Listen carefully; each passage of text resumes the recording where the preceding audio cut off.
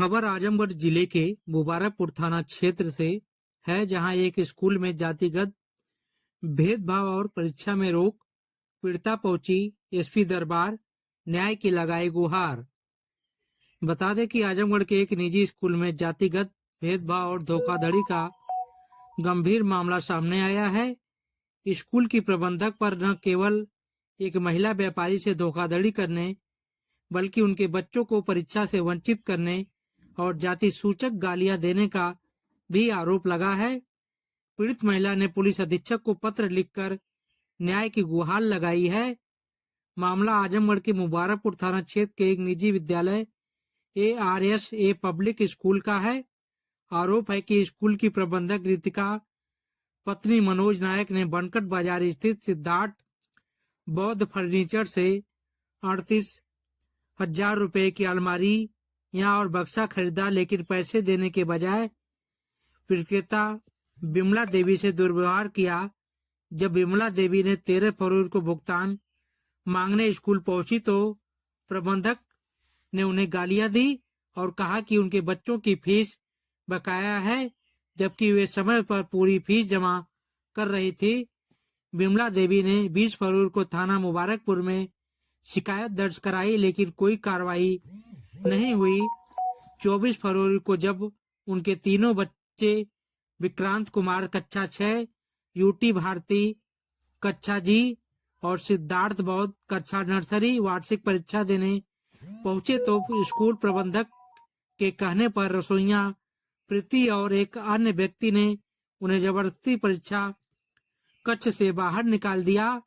बच्चों को जाति सूचक गालियां दी गई और धमकी दी गई कि उनके माता पिता ने और शिकायत की तो उन्हें स्कूल से निकाल दिया जाएगा। आइए देखिए पीड़िता ने क्या जानकारी दी।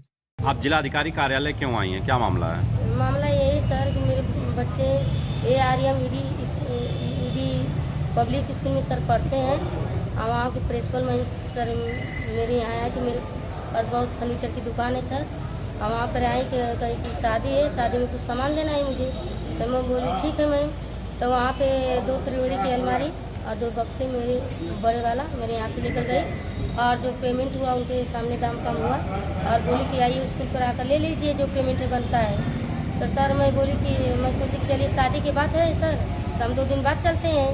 और जानी पहचानी सर मैं बच्चे वहाँ पे पढ़ते हैं, तो वहाँ पे गई सर। तो मैं बोली कि मैं उसके बाद मैं बोली कि मैं मेरा पैसा दे दीजिए, क्योंकि हम लोग उधार बाड़ी सामान लेकर चलाते हैं सर दुकान। तो कहीं नहीं, जितना मेरे बच्चों का पेमेंट है उतना दे दीजिए। नहीं, जितना मेरा पेमेंट है उतना हो चुका है, अब आपका 1 रुपया नहीं बकाया, आपका बच्चों का फीस बाकी है। मैं बोली अगर मैं फीस ही बाकी होता है मैं तो आपको बोलना चाहिए वहाँ पर ना, तो मैं कुछ बोली होती आपसे। तो ऐसा कौन करता है, मैं वहाँ पर कुछ और बोल रही हैं, यहाँ पर कुछ और कर रही है, तो ऐसे कोई भूल ना करता है। तो उसके बाद मैं बोली कि प्लीज़ मैं 1 मिनट मौका दे सकती है बोलने की। मतलब वो बोलती रही, बीच में मैं समय मांगती रही सर, लेकिन समय दी नहीं। और वहाँ पर सर कहने लगी कि आपको पता नहीं चला मैंने किस लिए गई थी। मैं बोली कि मैम कैसे पता चलता मैम, अगर आप इस तरीके की बात की हैं और यहाँ पर कुछ और काम कर रही है सर। तो आपके बच्चों की फीस भी बकाया थी? नहीं सर, प्रतिमा हम लोग देते थे, और मेरे हस्बैंड जो है 2-3 महीने की 5-6 हज़ार इकट्ठे मतलब देते थे, और रसीद जो है कि मतलब पहले नहीं देती थी, बाद में देने लगी सर। ये अमाउंट कितना है आपका? जी, कितना अमाउंट का आपका सामान ले गई हैं वो ले गई है सर 40,000 का ले गई है सर। और सर में मैंने मतलब 38,000 का मैंने बनाया है, और उस पर सर वहाँ पे बोली कि टेढ़ी अंगूरी अगर घी नहीं निकलता है ना मैम, तो अंगूरी सीधी करनी पड़ती है। उसी पे चमार चियार का शब्द बोलते हुए मुझे सर मुझे पे धक्के मारकर मुझे बाहर निकाला गया, बच्चों के सामने जलील किया गया सर। तो वहाँ पर सर मैंने जब पुलिस चौकी पर सर कंप्लेन की वहाँ पर सर ना, तो वहाँ पर गई और पुलिस वालों ने भी मुझे बुलाया वहाँ पे। तो बातचीत कुछ हुआ पर तो मुझे एक तरफा कार्रवाई हो रही थी, मुझे अच्छा नहीं लगा। तो वहाँ पे सर कुछ बात हुई तो बोलेंगे, पुलिस वाले थे बोल रहे थे कि क्यों नहीं ज्योति निकेतन में अभी एडमिशन करा देते। सर ये बताइए आप लोग कि अगर ज्योति निकेतन में जो मेरे बच्चों का है तो मैं दूसरे सर से कराऊँगी, मुझे कहाँ कराना है मेरे बच्चों को एडमिशन सर? हाँ, मेरे बच्चे हैं तो मैं ना सोचूँगी कहाँ पर मेरे बच्चों को पढ़ाना है कि सर वो बताएंगे मेरे कि आपके बच्चों को यहाँ पढ़ाओ वहाँ पढ़ाओ। तो कौन ये आपसे बोला? जी पुलिस वाले थे, जो पुलिस चौकी की बनकर के हैं वही बोले थे सर और मेरे बच्चों का कल एग्ज़ाम था 24 तारीख को सर। अगर फीस की बात होती सर तो उनको फीस की बात वहाँ पर करना चाहिए सर। और उसके बाद जब मेरे बच्चे वहाँ पे गए कल पढ़ने के लिए सर, तो मेरे बच्चों को पेपर नहीं देने दिया, कहा है कि आपको फीस बकाया है। फिर उसके बाद सर पेपर में नहीं देने, फ़ोन करके इससे बुलाई पहले थी। पुलिस अधीक्षक कार्यालय भी आप गई थी, वहाँ से क्या हुआ?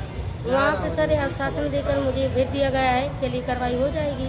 फिर थाने से कोई फ़ोन गया था आपके पास? जी नहीं, फ़ोन भी नहीं गया था, कोई आया नहीं।